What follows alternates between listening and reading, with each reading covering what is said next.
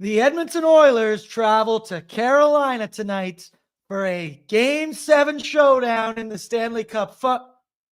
Oh, wait, we're 5-11-1? Oh, yeah, that's right. The likelihood of this being the dream revenge game in the Stanley Cup final that I have dreamt about for forever, well, chances of that are getting bleaker by the moment every single day, it feels like. But that is not going to stop us here at Oilers Nation from getting you prepped and ready for tonight's matchup. Hello and welcome, everyone, to, did I just see somebody in here? Cole said, welcome to the best pregame show in the biz, hands down.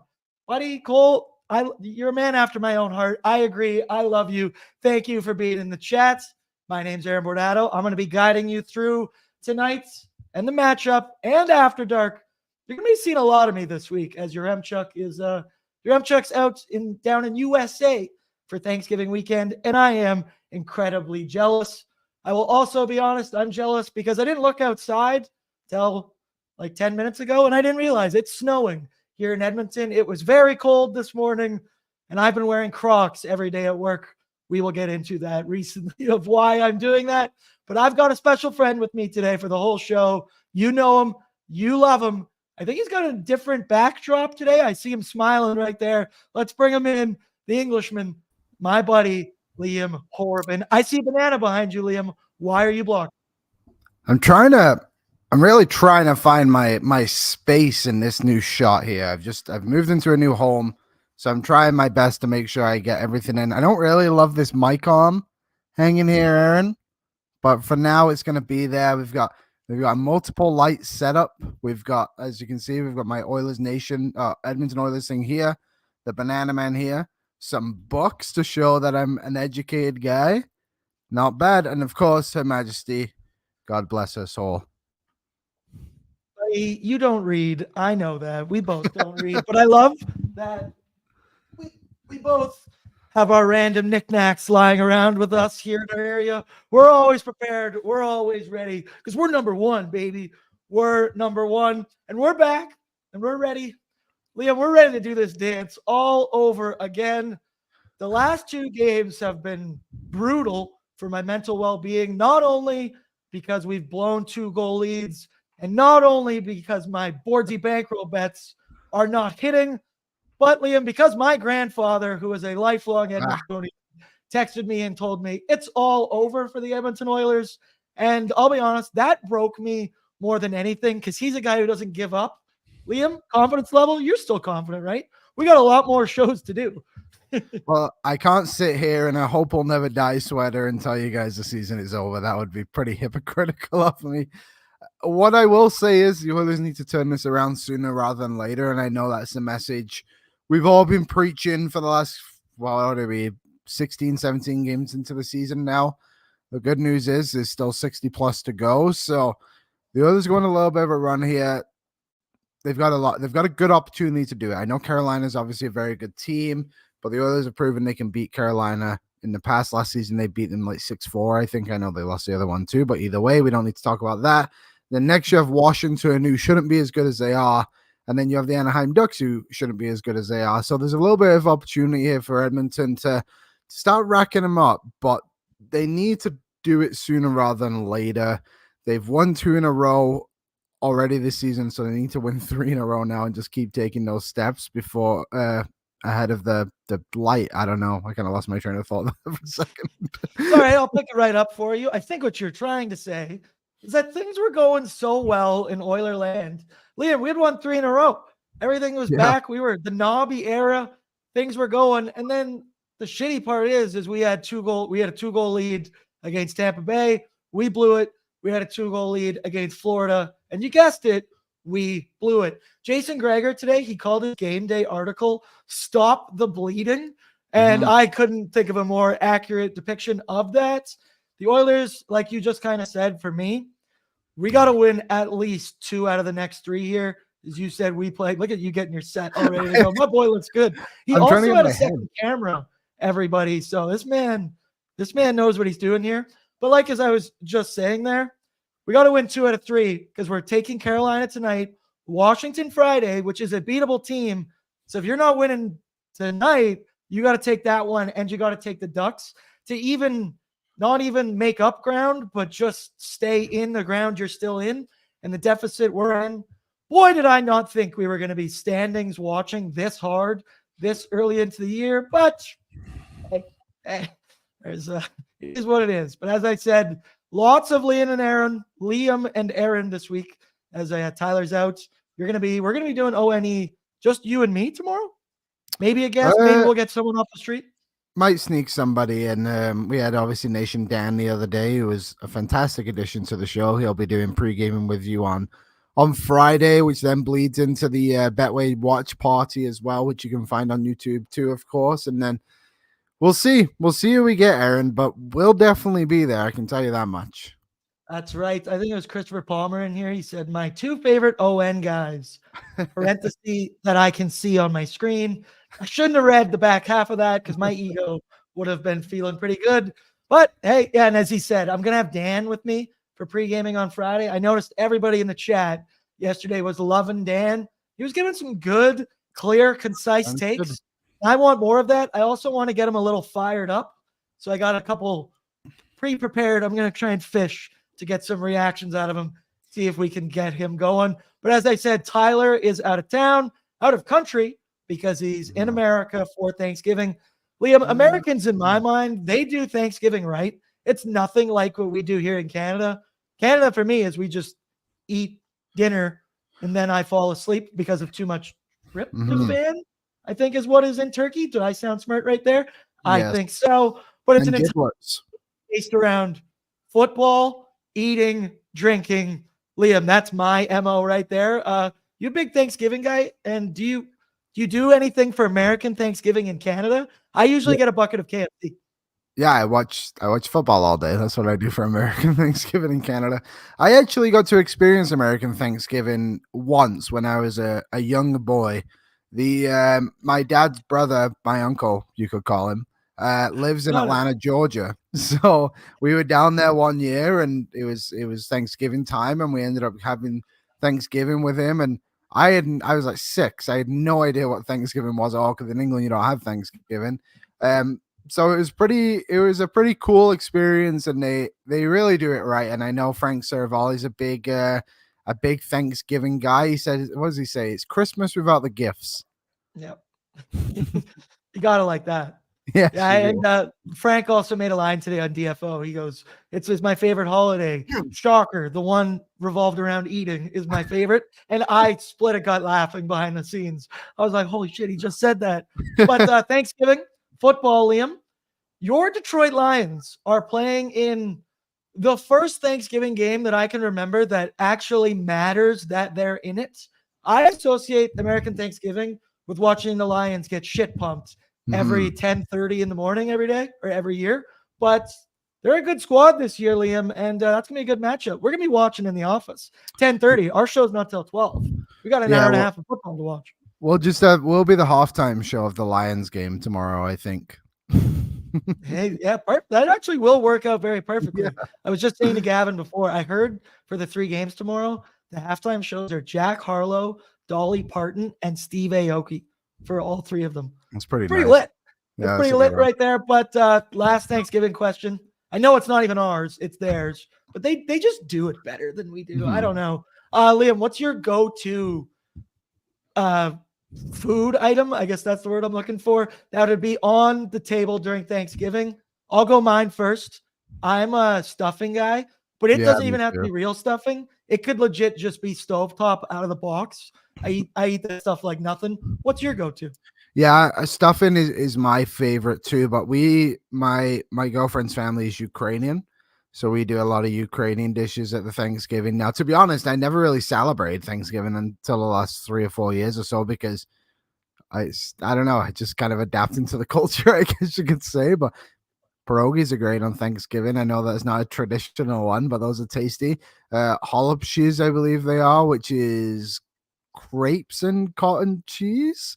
I think if you're Ukrainian in the chat, let me know some Ukrainian names of food, because I know what they all are, but I can't remember how to say them all. Maybe holopshi is cabbage rolls. Oh yeah, that's a good one. I like Yeah. your bear with gun. British man experiences? No, Englishman. Yes, yes, Englishman yes, yes. experiences American Thanksgiving Canadian style. I like that. A couple people in here. Mashed potatoes from Gina. Stuffing's the goat, Sergeant Battle. That's right, Tristan. I agree. Me too. I love Thanksgiving. Do they do Thanksgiving in England like what No. Canada does or what America does? No, we don't do either of them. Our big one is bonfire night, which people don't have over here, which was basically the 5th of November when Guy Fawkes tried to blow up Parliament. So we I've celebrate seen that V for for some reason. Vendetta. I've seen V for Vendetta. Yeah. So that's what they celebrate, and you throw a little stuffed man on top of a fire. Fighting Army said they're cabbage rolls. So yes, Hollopshies are cabbage rolls, and they are amazing. Cabbage rolls are good. I can't get wrong with that. But huge nights in the NHL tonight. I believe there's 14 games going down, with it being the day before Thanksgiving. There's going to be a day off tomorrow. We're just going to watch football all day. That's right. That's right, everybody. But the ones I've got circled: Bruins, Panthers, Knights, Stars. That could be a Western Conference final matchup right there. Nope. Canucks, Avs. I said could, Liam. Canucks, Avs also could be. But Chicago, Columbus for me is like, it's such a dumpster fire, like especially in Columbus right now. Holy shit. I don't think they know what they're doing. Yeah. Chicago obviously is not a great squad. So it's kind of just someone has to walk out of there with a W tonight. Got to pick one other game tonight, Liam. Which one you watching? Obviously, the Oilers. Yeah, the Oilers, of course, but I guess just quickly on the Chicago Columbus game as well. It's the first time Adam Fantilli and Connor Bedard will be going head to head in the NHL, I believe, which is obviously a big milestone to first and second overall picks. A lot of people argued Fantilli would have been first in almost any other draft in the last handful of years, so that's good. Winnipeg Tampa Bay will be a good game. Do you know what? I'm always a sucker for kind of, it's not a traditional matchup, but just kind of the storyline in it of like Sidney Crosby playing against the New York Rangers. Like I love watching Sidney Crosby on TV. So that's one I'd be looking at. But I guess later on in the evening, Dallas Vegas is a very good show. Yeah, I agree. I think that's the one. And that one's late, right? So we might actually be able to watch that one. Yep. I'll actually be watching some U17 hockey tonight, though, Aaron. So grind never stops for my guy over there. Today we were in the studio and I got the behind the scenes of Liam's executive phone calls talking to, I don't even know who, but it sounded very serious and legit. And I was like, man, you sounded like a pro right there, buddy. That was pretty good. Speaking of pro, I put the touch-up filter on myself on StreamYard today, Liam. So let me know in the chat if I look uglier or better. I got to know. You guys got to hold me accountable. Thank you for that. But let's get into it. Let's take a look in this matchup tonight. And we're going to start with the Sherwood Ford Giants storyline. I'm borrowing it from Jason Greger, but can we stop the bleeding? The Edmonton Oilers have been getting the fast starts that we've been asking for. It's just their inability to keep their foot on the pedal and allowing these teams back in it. Sometimes I can't help but think, if we got that third goal, man, that's a backbreaker for other teams. I know it's the worst lead in hockey, but clearly 2-goal leads weren't good either. So whatever, we can go with that. We've played well. Tampa and Florida are two great hockey teams. I'm going to use the word great here. And we were in both of those games. We were competing for arguably the entire thing. We had leads. I know it doesn't feel like it right now. I know it's also my job to get you hyped for these games, but I do think there has been some significant, maybe not, but there's been some improvements in the team since the knob has taken over. So that's kind of for me. There's been some lineup changes once again tonight, which we will take a look at. But Liam, do you got a Sherwood Ford Giant storyline for me this evening? Yeah, I'll just echo what I said on Oilers Nation every day, and it's pretty similar to what you just said too. But it's like avoid the major gaffes. You know, like you look through it. Like, I hate to say this because you can't be unlucky every night, but the Oilers were a little bit unlucky the other night against Florida. You know, you get the one where Philip Broberg steps on a stick, which has gone flying down the ice there, right? And it's just like, how many times is that really going to happen? And you wonder how many times, sorry, not how many times, but like, is that what would have happened? You know, like what if he didn't do that? Or, you know, there's just so many things like that I'm finding in the Oilers games, but they're also shooting themselves in the foot too. You look at Evander Kane where he goes and punches Matthew Tkachuk in the head unnecessarily, and then he takes another penalty later on. It's like you're just giving him momentum for no reason, and it's all for free. They're not even earning it. And that's the frustrating part for me, is like, make them earn their goals, make them earn their opportunities. Like, you have to earn your opportunities every single night. Yeah, that's fair. I like that one. I like that a lot there from you, Liam. Shout out to everybody in here saying that my mustache looks good. So that's all I was really worried about. That's really the only thing I was concerned with. Yeah, I like those storylines. It's tough, right? Because like the last game, I get that. I always say that you make your own luck through hard work. But man, like Ekholm shooting that puck off Hyman's back, like Yeah, that's the right play to make. That never happens. I know we say what if way too much lately, but what if that didn't go off of him? But we'll leave that in the past because we look forward, Liam. We go onward and upward. So the Oilers lineup report, it's presented by Sherwood Ford, the Giant. And I've got some special new stuff from Sherwood Ford, the Giant. This is a mouthful. The Oilers Nation Pack the Nation Truck Food Bank Food Drive, presented by Sherwood Ford, the Giant. Holy cow, we got to find a way to squeeze that one in a little bit. But it's a nice little thing we're doing here for the holiday season at the Nation and with Sherwood Ford and with a number of companies around the city. I'll get the list. I'll put it in here at the end. But the food banks in Edmonton and surrounding areas are more in need than ever, especially with the holidays just around the corner. Oilers Nation and our awesome local partners are going to pack the Nation truck. Tyler's not using it right now, so I don't even know where it is, but I'm sure he didn't take it to New York. Shout out to our friends at Sherwood Ford, the Giant, for letting us do that. We're going to have non-perishable food items to support our communities. I believe it's going to be in sports closets all over the city. So we're just going to have a big bin, right? Sports closets, St. Albert, Sherwood Park, Kingsway. Greta's going to have one. Bread and Butter, the bakery, is going to have one.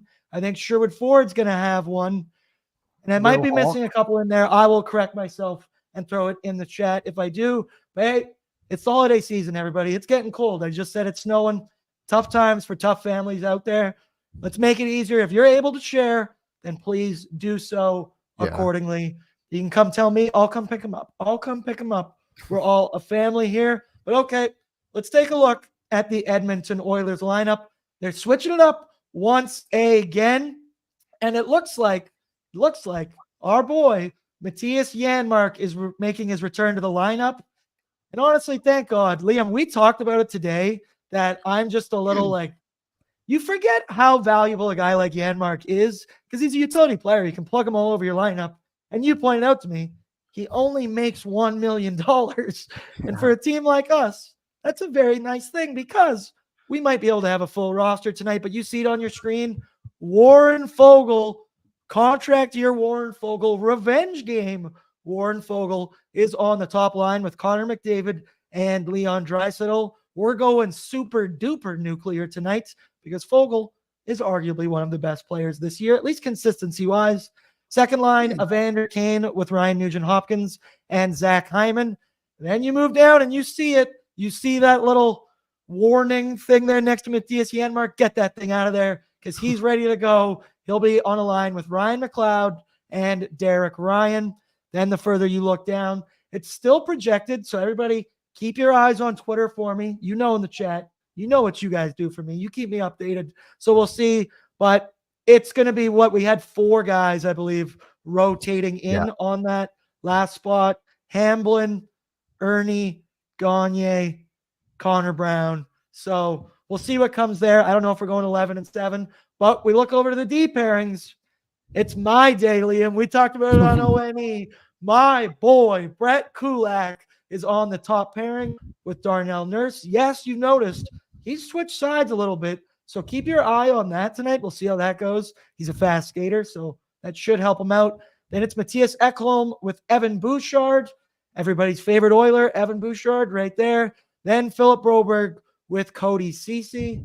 A lot of talk about Cody Ceci being, you think, demoted, but I don't know. We'll get into it in just a second. First off, I want to start with the big news for me, which is Warren Foegele being put on the top line there. He's been one of our most consistent forwards.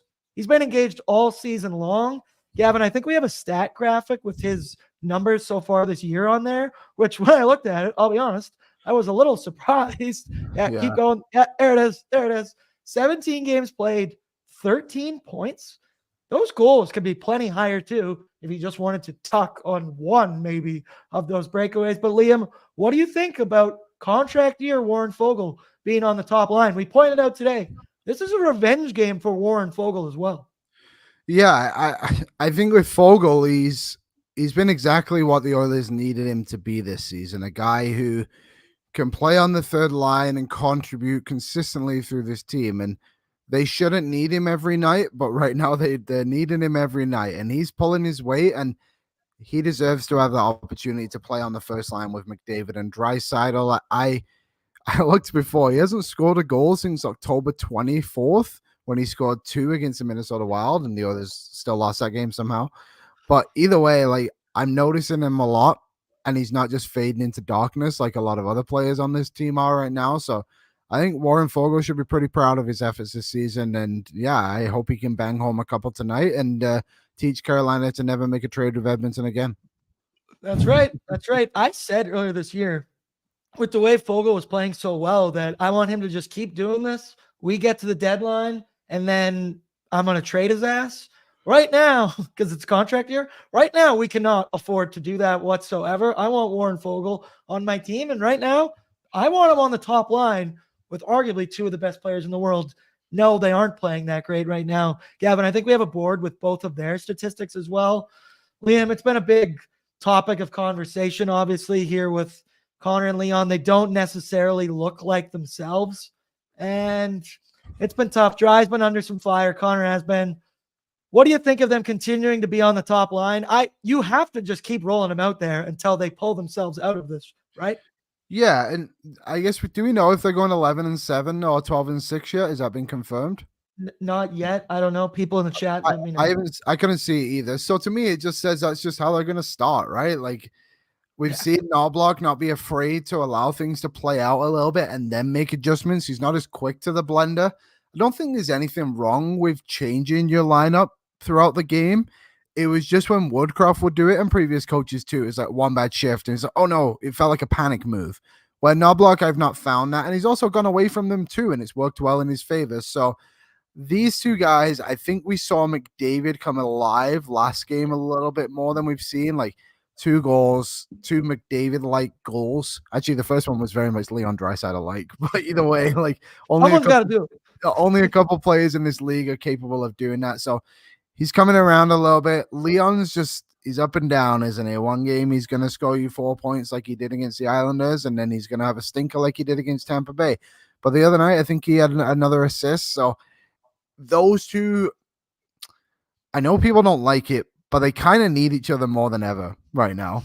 And Kane and Hyman have done very well with Draisaitl, so hopefully that can now ignite Ryan Nugent-Hopkins on that second line as a centerman, because he's the one who really, really needs to get going. At least we've seen spurts from the other 5 guys, we'll call them. Nuge is struggling big time, and he needs a goal tonight. Yeah, he really does. We talked about it when they had Dry on that second line with Kane and Hyman. Wasn't much defensive presence on that one. And while you don't think of Nuge as a big defensive stud or whatnot, he plays a good, clean 200-foot game. So we see him with Kane and Hyman. I like that just for the defensive factor. And you just said it. Nuge has not been the Ryan Nugent-Hopkins I remember of yesteryear, of last year, for example, 100-point Nuge. Doesn't feel like it's the same guy this year, but I know he's fully capable of it. So you're just going to keep rolling him out there with skilled wingers. He's going to be on center ice today. Liam, we talked today. I think it's such an underrated aspect that you can have a guy like a Matthias Janmark, utility guy as well. They can play all over the lineup. You can put him at center. You can put him at wing. You can tap him mid-game. Somehow they can tap into their own brain and go, okay, I was just left wing. Now I just have to shift my focus to play it that way.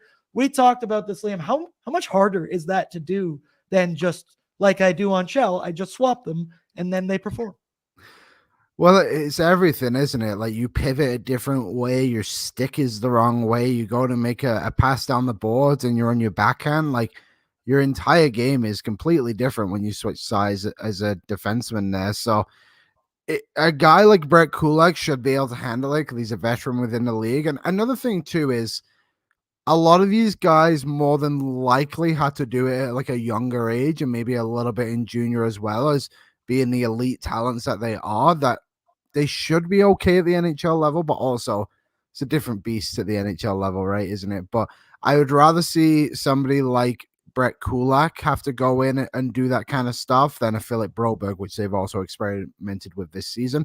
It's about being comfortable, and maybe Kulak's done that a few times before now. Hey, you're not going to hear a bad word about Brett Kulak on this show, but that applies. That must be way harder for the D to do that. We'll get into that just a second. I got some thoughts about my boy there getting his opportunity. But one, change the lineup. We just said Matthias Janmark, he's back. He mentioned that this might be like the longest in season he's ever gone without playing, which I was very surprised by that. But he's back. He's on a line with McLeod and Derek Ryan. He mentioned today how he likes playing with McLeod's speed. He gave Derek Ryan a lot of credit for just having the hockey IQ of Stephen Hawking right there. Like, he knows the game. And he said, if you give Derek Ryan open space, he'll surprise you with some plays. What can we expect from Janmark tonight, Liam? An effort, which yeah, I think there it is. That's all I wanted to hear. It's the most important thing, right? He's a guy who can generate a little bit of offense, but also be reliable with the puck. And then the Oilers have missed that in the bottom six quite a bit this season. I like players like that because you know what you're gonna get more often than not. He's fairly predictable, and like you said earlier on too, he's $1 million. I mean, how can you not like that? And hopefully his offense can get going a little bit too. And we saw Woodcroft give him the opportunity on the first line earlier in the year too, which was kind of crazy. But I'm glad he's back, and there's a lot of things the Oilers have experimented in that bottom six. I think Janmark needs to be a bit of a staple. With that said, I would never play him at center again because I think he's a much better winger, and they just need to solve that solution, which is James Hamlin. Yep, I agree. And Hamlin's been great, but that leads me. This gives me no pleasure to even bring this up and talk about this, Liam. I know that you know what's coming here. So I want to talk Ryan McLeod, okay? As I said, it gives me no pleasure. Hot take incoming. So, hey, get your tweets ready. Come fire at me, people. I'll be ready to knock them back at you with reasons why. I think Ryan McLeod has arguably, maybe it's not the right word, but hit his peak. I think we know what Ryan McLeod is. We always talked about how he's a young player. You don't want to give up on young guys like this. What is he, 24 now? 24. I believe, something like that. And I know what he is. He's a perimeter player. He's got some flash. Look at those numbers on your screen right there. 17 games played, 0 goals, 3 assists. I was talking to our other guy, Pat, today, right? So we're discussing Ryan McLeod. It's obvious he needs to go to the net. That's what Sam Gagner does. That's what other players do. But he pulled out some similarities to Ryan McLeod and an old friend, Jesse Puljujarvi. We always say the just doing cardio line out there. Well, look at these numbers right here. And that does not make me feel good if you can't read them. Ryan McLeod averages 0.31 points per game, and Jesse Puljujarvi averaged 0.34. They both seem like guys with some flash to them a little bit, but it's the cardio thing for me, Liam. They're just doing a lot of skating, doing a lot of nothing, chasing the puck, doing whatever. Am I too harsh to even put these two people on a graphic together? What's your take on this? What's your thought? I mean, the evidence is glaring, isn't it? Like, it's right there, right in front of your eyes. The only difference and argument against it I would have is that maybe Puljujarvi got a bit more opportunity in the top 6. But with that said, Ryan McLeod, what is he? Like, I just don't know what he is. Like, I hear that he's going to be the third line center of the future, and I hear he's got this big upside, and the Oilers don't need more from him and all this stuff. But it's like, well, third line centers still score points and contribute on a consistent basis. I've kind of been on this little mission of my own a little bit here of saying Ryan McLeod's a better winger than he is a centerman. And I just think that's where he can find his game more often than not is when he's on the wing. I think a couple of times this season when we've seen him play with Connor McDavid, he's been good enough to do it. And there's no doubt that this guy is low on confidence right now. And he's obviously more than capable of making plays in the game. We saw it the other day against Florida, but I just don't have the patience for it. I really don't. And I don't think the Oilers need to have it too. I think he's a player who is, like you said, 24 years old. He has $2 million. I think it's 2.1 for this year and next year left on his deal. I think he's a player capable of being traded right now. Whilst I know his value is low, but it's not that low that he would be unwanted around the league. And I think when you go back and look at his track record too, he's never been a scoring centerman. Even in junior, I think his max was like 15 goals or something crazy like that. And that's why he wasn't a first round pick. That's why he was a second round pick, because he had flaws in his game and wasn't able to create offense at a consistent rate.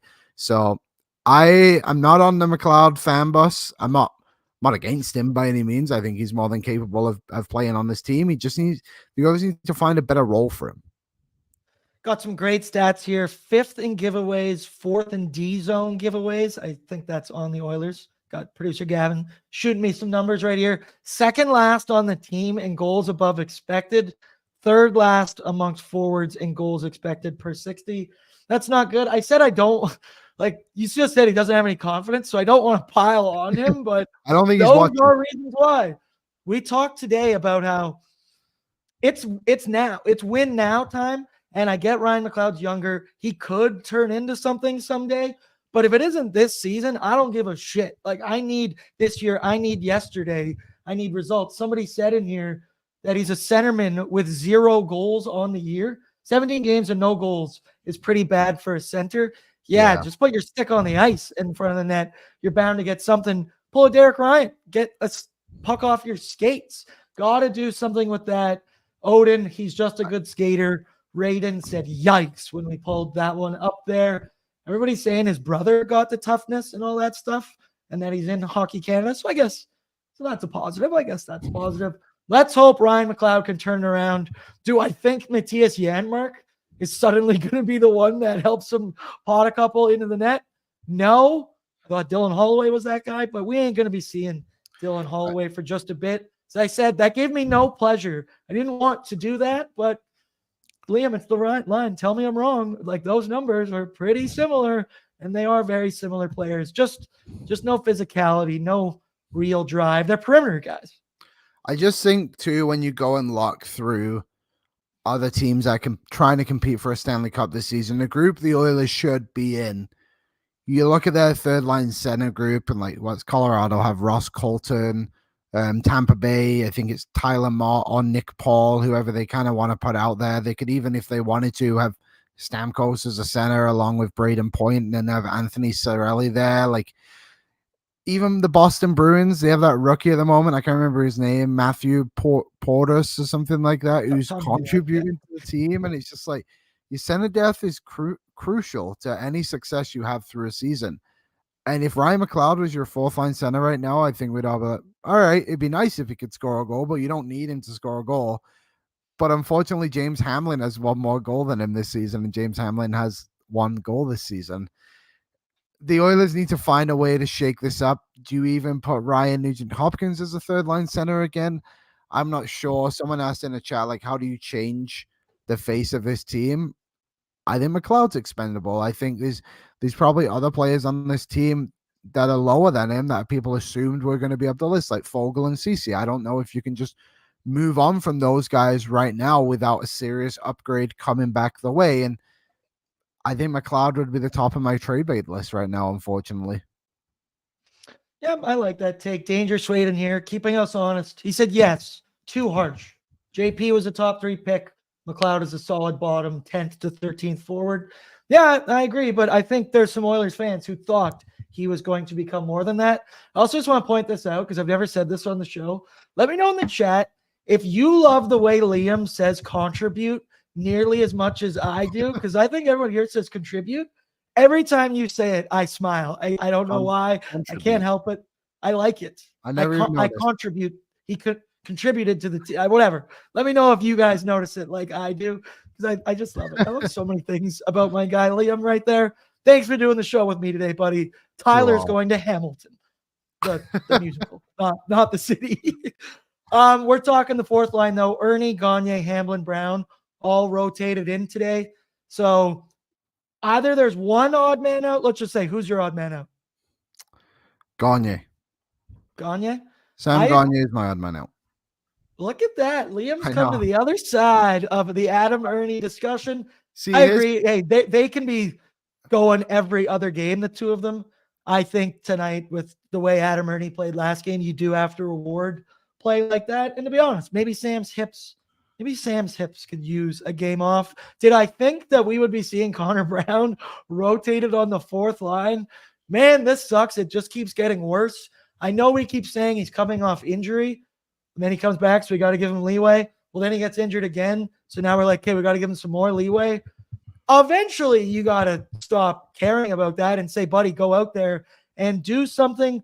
Where do you come out on that one, Liam? on Connor Brown, sorry. Yeah. Are you giving him a pass because he keeps being injured? Or at what number of games do I say you're clearly not injured? You've played enough. You're healthy. Do something. Every game now. I think Okay. I think there's obviously a bit of wiggle room with him. Like he should be able to come back and be healthy. Like he's only played 11 games now this season. So we'll give him a bit of a pass on there, but also at the same time, he's been in the league for a while now, you know. So there was the excuse with McLeod, ironically enough, at the start of the season where he missed preseason. Is okay, well, he just needs time to get his feet wet. It's like the others don't have time for you to get your feet wet anymore. They need you to contribute today. And if that means you need a couple extra bag skates after a practice, then get your ass on the line and start skating, buddy, because we don't have time for you to start getting fit during a game. We need contribution today. And if Connor Brown isn't going to bring that, then Sam Gagne should be in the lineup. But also the problem the Oilers have currently is the health scratches are pretty much American Hockey League players. And that's the debate between Ernie and Gagne, isn't it? It's not, oh, well, they both deserve to be. And it's like, well, Ernie can actually skate a little bit faster than Gagne, and the Oilers need that in the lineup. Dangerous Wade, I love you, but like Liam, you just said, I need you to do that today. I need it now, and you're done with the injury talk. Dangerous Wade, I love you, but he says we need to remember that multiple teams offered Brown same money and longer term. He took a discount to come here. I don't care at this. I don't care. Like that's in the past. I need it now. He's an Edmonton Oiler. I don't give a shit what other teams we're going to do. You're on this team. Play good hockey that you're supposed to get paid for. Yeah. Or you're going to get chirped on pregame with BORDZY. I love you, Dangerous Wade. I love a little back and forth. That's good. Spent a lot of time on the Oilers here, and we're going to continue with the Oilers because Brett Kulak, baby, he slotted in. I was the happiest man on earth today when I saw the lines, and I was like, oh my God, what I've always talked about has finally happened. A speedy pairing with Darnell Nurse. We talked about it's tough to go from the left to the right. I think Brett Kulak's speed is what's going to allow him to, kind of have a little bit of leeway with that one right there, because speed can kind of make up for a lot of things, and being out of position. Switching sides, obviously concerned, but hey, we go with that. Knoblaw said that Kulak's skating and ability to jump up in the rush is one of the reasons he's been given this opportunity. Obviously, the Knob and Paul Coffey want to see their D-men get involved, right, Liam? So we're going to see some run and gun from Brett Kulak tonight, right? I'd assume. We'll see what we get from it. Maybe we'll get another finish like he did in the Heritage Classic. But look, Kulak's a reliable player. He's been on this team for a while now. This is be his third actual season with the team, I believe, since being acquired towards the deadline a couple of years ago. He's reliable. You know what you're going to get from him. You can trust him. And I believe Cece is kind of coming around to that a little bit too. And I think that's why Cece is now on the third pairing. I like what Knobloch and Coffey have actually done with this blue line quite a bit. Like, we're all clamoring on Evan Bouchard because he's playing too much. It's like, well, when you actually go back and look, he's not playing that much. He's playing the last two games, he's played around 13 minutes, and most of his time is coming on the power play, which is how it should go. So I like what they're doing. I like the trust, and I like that Knobloch and Coffey too, I would assume, and now putting a stamp on this team and being like, no, Brett Kulak, you are good enough to be on that blue line with Darnell Nurse and Cody Cece. We trust you enough to play with our young defenseman. Brett Kulak, anytime goal scorer. I don't think it's in Bordzy's bankroll, but I don't need to ask for permission to bet that. You know I'm throwing down on that one tonight. You just mentioned him, Evan Bouchard. Man, it's still a roller coaster to watch. That guy needs to be insulated with Matthias Ekholm. He might also need I don't know what, a lobotomy, because he's so inside of his own head right now. That last game, I think it was, where he wasn't supposed to touch the puck. He touched the puck in their own end. That was one of the toughest things I've had to watch from Evan Bouchard. And there's a lot to pick from. That one drove me nuts. I don't even want to stay on it right now. Bouchard. I have a quick point on Aaron, if you don't mind me jumping in. So I saw this in our Oilers Nation Everyday chat, and I don't think Ekholm has been up to the standard of what we thought he could be.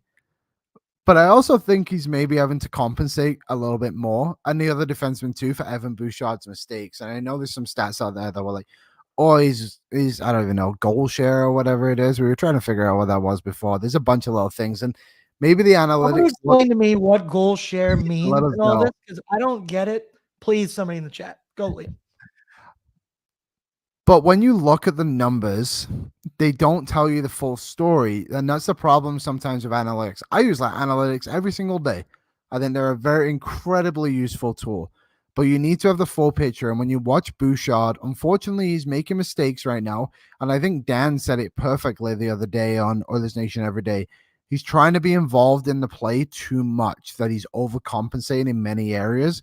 And he's not thinking properly. He's not thinking what he needs to be doing. You look at there, I think it resulted in the game-winning goal where he steps up and cross-checks the guy. It's like, well, no, just stay on the blue line and make them make the play to beat you. Don't beat yourself.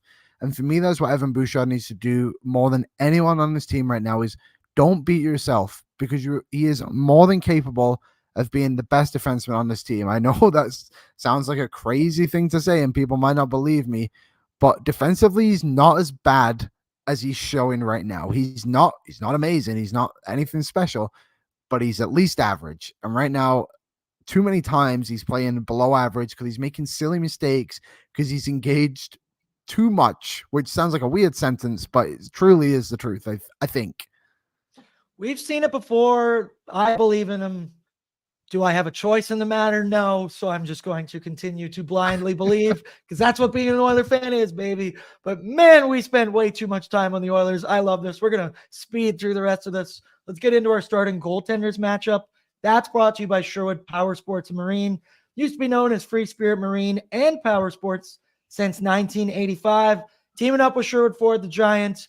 They're building their new fucking empire or whatever it is out there by Millennium Place. It looks like the Death Star. Seriously, it's so sick. Opening February 2024. Go get your pontoon boats, your ATV boats, your everything. I also want to sneak this in here, just a little selfish plug. We've got a little Nation Gear sale going down, Liam. So it's Black Friday, right? We got Black Friday coming up. I believe the sale on nationgear.ca starts tomorrow at noon. I do believe. Unleash the darkness with the Nation Gear Blackout Collection. Embrace the bold and gear up with all new styles of our exclusive line, only available for a limited time. So you got to get it, because who knows if it'll ever come back. Who knows what's going to happen.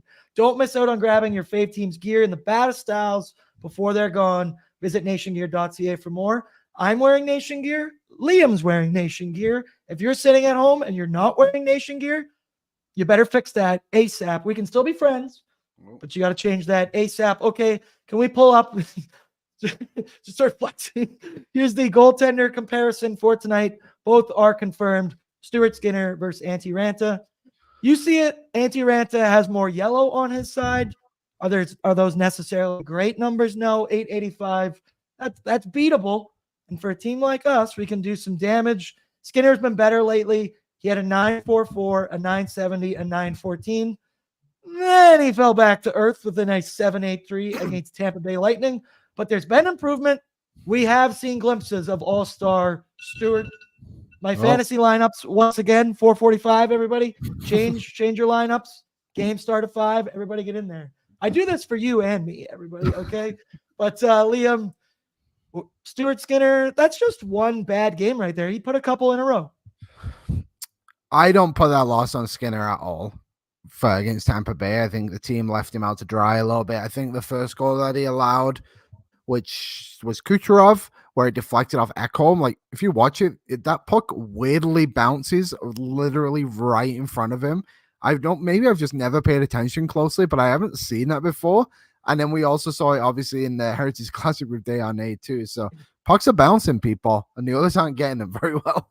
But I think Skinner's good. Skinner has been back in his crease and back in his mojo a little bit here. And he's the reason the Oilers were able to beat Seattle the other night too. He kept him in it. He did the same thing against the Islanders. So I'm a Stu believer. I think Antti Raanta, obviously a good goaltender, but I think the one thing that benefits him more than anything is the blue line in front of him. The Oilers need to find a way to match that. The blue line is not as good, so Stuart Skinner is going to have to make some saves, but he's better than Raanta on his night. Yep, I agree. Speaking of that blue line right there, I think that's a good reason. The Hurricanes are first in shots against in the NHL right now. They only allow 26 a game. The Oilers are second in shots for. So something's got to give tonight, people. I do always worry. Whatever. We'll see what happens with this. That's the matchup. We got to continue to move along here. Do I have anything else? Oh, I guess I want to touch on just a little. We talked about it with Calvin Pickard today for ONE. I thought he was good last game. I don't put that game on him. But once again, you saw that performance, the squeaker game that Mikkola scored on him, the second one. That's what an AHL goaltender does. That's the reason why I want Stuart Skinner in the crease and riding him. I can at least live with bad games from Stuart Skinner because we've seen him be an all-star caliber guy before. I'm riding him. I'm going with that. The Hurricanes, though, I did laugh. They have a plethora of goalies between Raanta, Freddie Anderson, and Kochetkov, and all three of them have below 900 save percentages. So that felt very familiar to me. That felt like the Edmonton Oilers. So it'll be a good goaltending matchup. As Stu pointed out before, he only has to do better than the guy across the ice from him. Let in less than he does, and we'll walk out of here happy and have a very positive After Dark tonight, where owner of company, Jay Downton, will be joining me. Let's move along here to the Carolina Hurricanes lineup. This one's brought to you by Greta. I love Greta. I was there on the weekend. I had a very good time. Greta, we talk about the pizza taquitos, Liam. Great drinks, great prices, great vibes to watch a game and play some Mario Kart. But here you see it on your screen what the Carolina Hurricanes are allegedly going to be going with tonight. Top line of Teuvo Teravainen, Sebastian Aho, and Seth Jarvis. Then it's Andrei Svechnikov with Jesperi Kotkaniemi, Martin Necas, and then Jordan Martinook, Jordan Stahl, Jesper Fast, Michael Bunting, that old guy, that old pal right there. I haven't heard a lot about him this year in the NHL. I like that. Doing the Leaf show, I had to look at that guy's face way too much last year. This makes me a little angry. Jack Drury centering the fourth line with Stefan Noesen. And then you look at these D pairings, man. Liam, we talked about this today. I don't know if there's a more stacked blue line than that. Jacob Slavin with Brent Burns, sick. Brady Shea with Brett Pesce, sick. Dmitry Orlov, sick. Jalen Chatfield, sure, whatever. He's probably the one that is lesser, I guess there you want to say. That is fully loaded D pairings right there. That stresses me out. They've got last change tonight as well. And just to be honest, this team is about as consistent as they come. I think that comes with when Rod Brindamore is your head coach. Have you seen how jacked that guy is, man? He's probably not letting him skip any workout days because he's got traps like nothing else. Looking at the lineup, Sebastian Aho, for me, he's kind of the heartbeat of the team. He's the captain. He's the first line center. Oh, yeah, he leads the team in points as well, Liam. I love Seth Jarvis. He's such a good player, and I know the Oilers wanted him in that draft when they got Holloway, and I think Carolina took him 11. The Oilers obviously picked Holloway 13th. He is such a good player in junior for the Portland Winterhawks and has now taken it into the NHL. I love that guy, but yeah, this team is. You can see why they were the Stanley Cup favorites, or one of, right, going into the season. They've got it all, and obviously the question mark is between the pipes. Like you said, all three of their goalies are sub 900 save percentage, but the blue line is the reason why they could win it all. They're a great team. Rod DeBarda's got things cooking for them, so they're a tough matchup. I think the Oilers can beat them, but Oilers are going to have to play very, very well if they want to do that. Rod the Bod looks like such a beauty and such a nice coach, a great guy to play for. and I'll just forever not like him because of 2006, and that's how it's going to be. And I bet a lot of people in the chat agree with that. Just kind of some housekeeping for them. Teuvo Teravainen leads the team in goals with 9. Seth Jarvis, like you said, he's really coming into his own as a player. He's got 13 points in 17 games. This team doesn't really have any like world beater, elite top tier talent. They're just all very good and play a very good game of hockey, a very responsible game. Svechnikov, he's only played 9 games this year coming off an injury. He's yet to score a goal this season. He scored 23 last year, 30 the year before. Please, God, don't let him score 3 or 2 tonight or whatever and get back on track against us.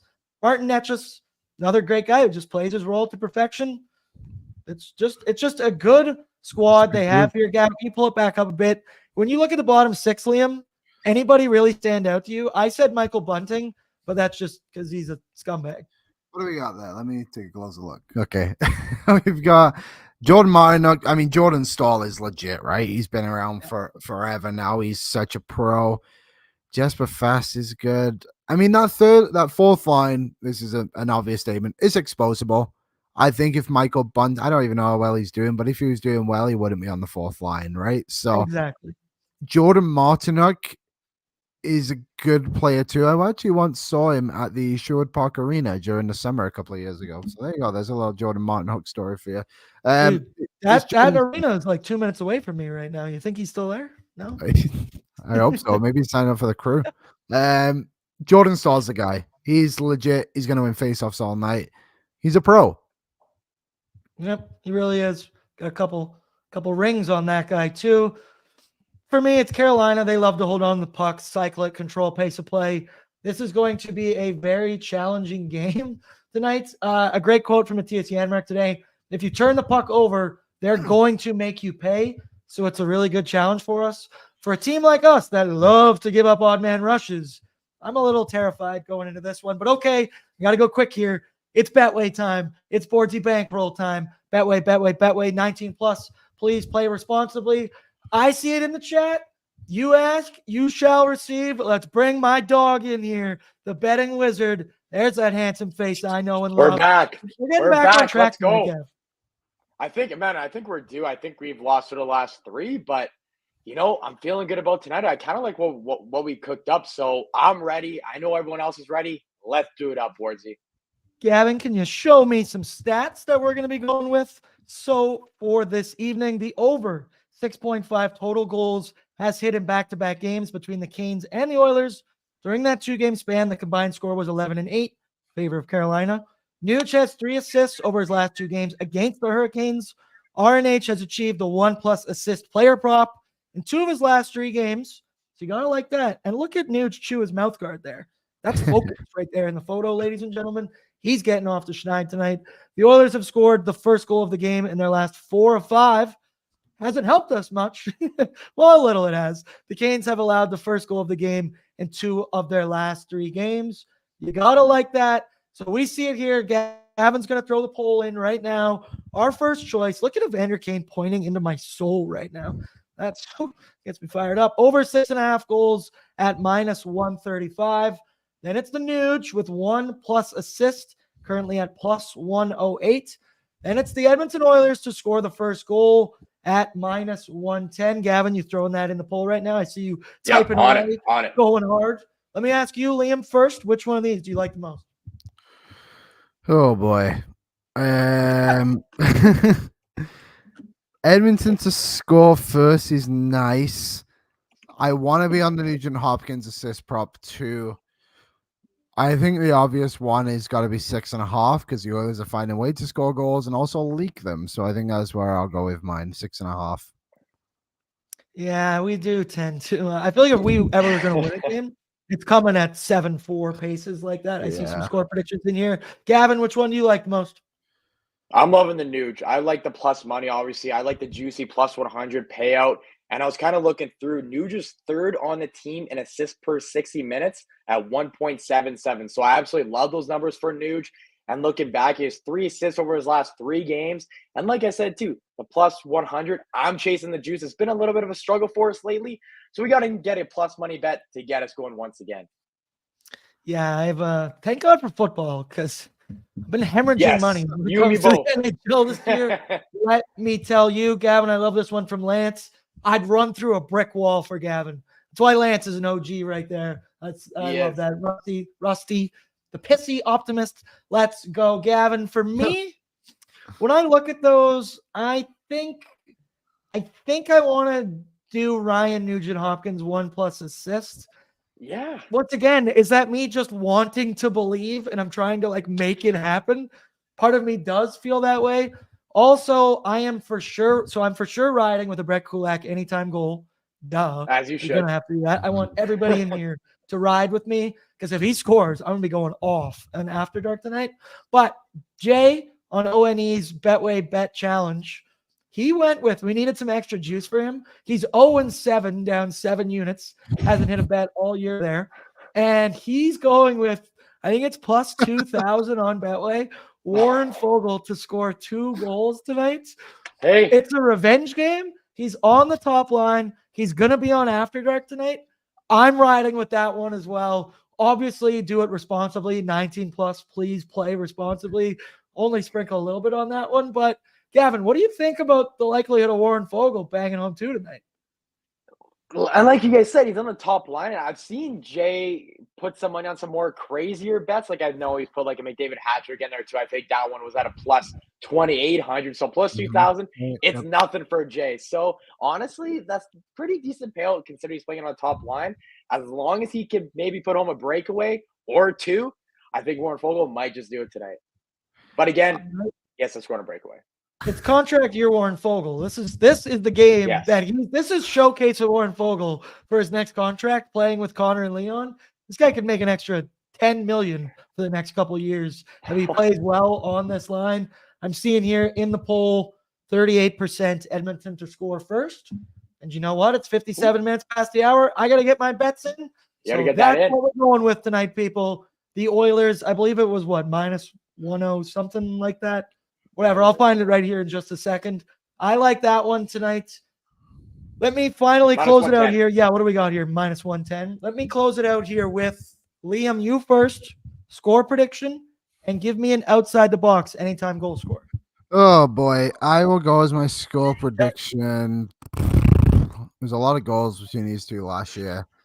I'll say something crazy. I said 6-5 last time, and it was 6-4. So I'll say 6-5 Oilers tonight, maybe OT. And I'll say Adam Ernie gets a goal. That would be juicy. That would be juicy as all hell on Betway. I don't even know if they offer that. Jeremy Lebrecq also said 6-5 Oil in OT. Gavin, what do you got? I kind of like what Liam said about OT. I think we're due for an overtime game, so I'm going to go 4-3 Edmonton Oilers. And off the board, I don't know if it's really off the board, but I'm going to go Darnell Nurse to find the back of the net tonight. I'm going to go with a 4-2 Oilers victory. Brett Kulak is going to step up in the rush. Love it. Now, he might miss the net by 4 feet. We've seen him do that plenty of times, but he's going to be stepping up in the rush. He's going to be trying and placed on that one. Let's go. I got these all in time. Perfect. I want to say thank you to both of you guys. Thank you to all of our sponsors. Once again, Sherwood Ford, Sherwood Power Sports and Marine, nationgear.ca, Betway, of course, Greta, and one last one, a little shout out, special one, Will Hawk Beef Jerky. Will Hawk Beef Jerky is so good. We had it in the office, man. It's making me fat just all on my own. It's not my fault. It's their fault. It's not on me. Only the finest and the finest tasting meat products earn the Will Hawk name, made from 100% pure Albertan beef, baby. Will Hawk Beef Jerky. We love them. I'll have Jay Downton, the owner of the whole thing, on for After Dark tonight. Gavin, you'll be with me, and we're going to be talking about an Edmonton Oilers dub. I hope everybody has a great night. Good luck out there on the Betway front. West side, Liam, little west side. Yeah, there we go. Let's go, everybody. Good luck out there, and I'll see you right after the game.